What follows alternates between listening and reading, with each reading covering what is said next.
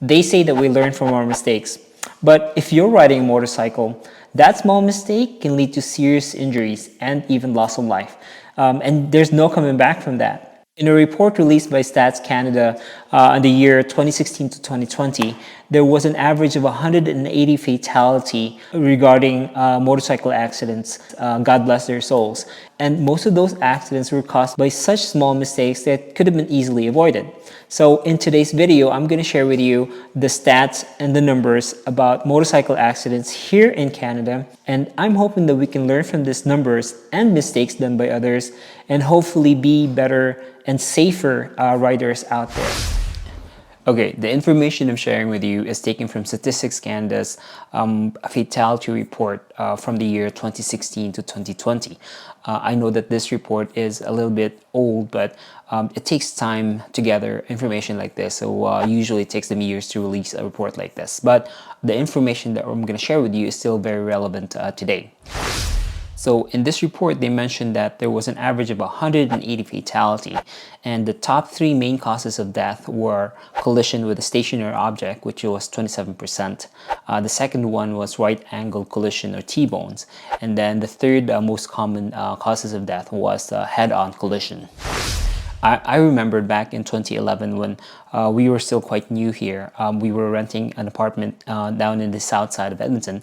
One night we were just minding our own business, and all of a sudden we hear this really loud screeching sound, and we didn't mind it at that time, so we just continued on with our night. And the next day we knew from the news that it was actually a fatal motorcycle accident. So the rider was new and he was not wearing a helmet.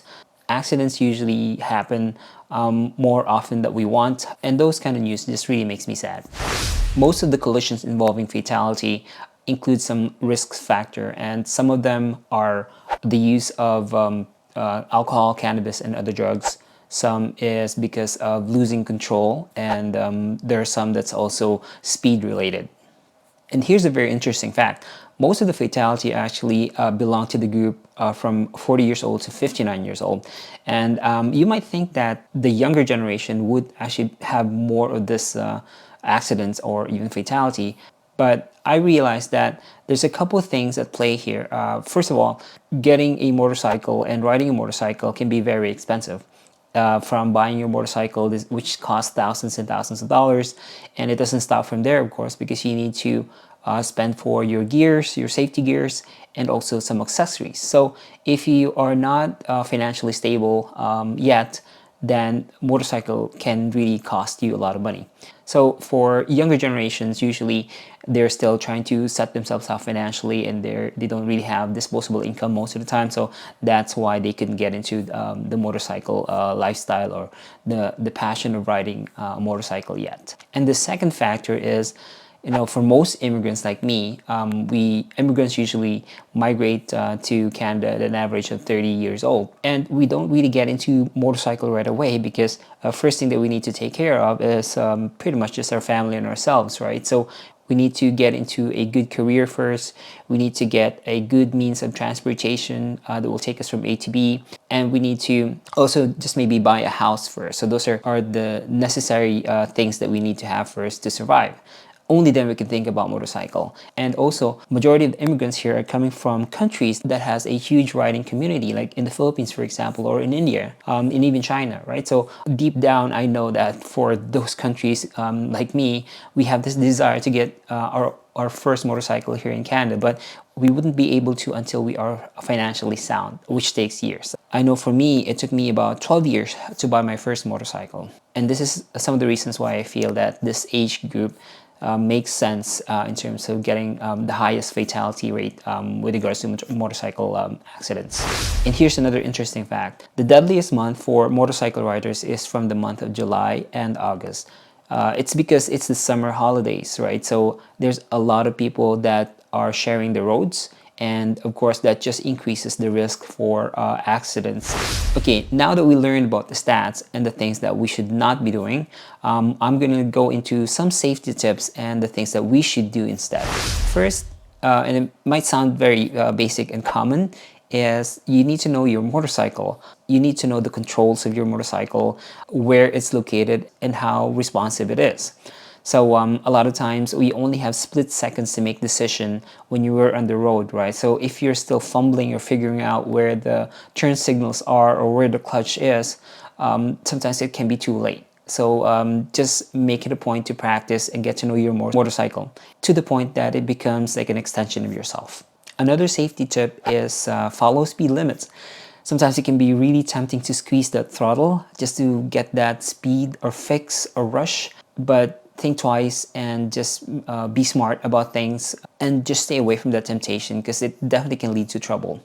The next thing I would recommend is actually go for a motorcycle safety course or a safety class. It can really help you a lot. For me, I already know how to ride a motorcycle, but riding in North America is quite different from where I used to ride before. So I need to reset a bit and really understand what the rules are riding here in Canada. So I took a course which spanned for several weeks or several classes. I believe I paid about $500 for that class. I didn't have any regrets. I met a lot of great people. I was also able to rent the motorcycle before I went for my road test for my class 4 because I didn't have a motorcycle then and I didn't want to spend money before I got my license. That was just my goal. So I was able to rent out their motorcycle and gears as well. So it might be a good idea for you to get to those motorcycle class or courses. And the last thing I would share probably, and I believe this is the most important thing, is just the mindset, right? So if you don't have a safety mindset, if you're not composed, clear, and focused on riding, then your chances of getting into accidents or collisions becomes higher. So mindset is key. Mindset is so important. You have to make safety a priority when you're riding your bike. And if you're not in the right mindset, then just don't ride. So riding here in Canada is so much fun, and it's an experience like no other. You get to meet a lot of people. You get to meet a lot of friends. You become part of this close-knit community, and then you just see the beauty of Canada as well. But if you're not doing it right, it could also cause injury and be catastrophic as well. Just take your time, don't rush. If you're not in the right mindset, then don't ride. It's really as easy as that, and you just need to make sure that you always put safety as a priority. Thanks for watching this video. If you do have other tips on riding safety, please do share them in the comments. I'm sure our community will love and appreciate that. If you haven't subscribed yet to my channel, please do. I'm trying to grow this channel as best as I could to grow this community. I'm all about helping immigrants get ahead in life, specific to their career, the lifestyle, and that also includes riding motorcycles, right? So thanks again, and I will see you on the next one.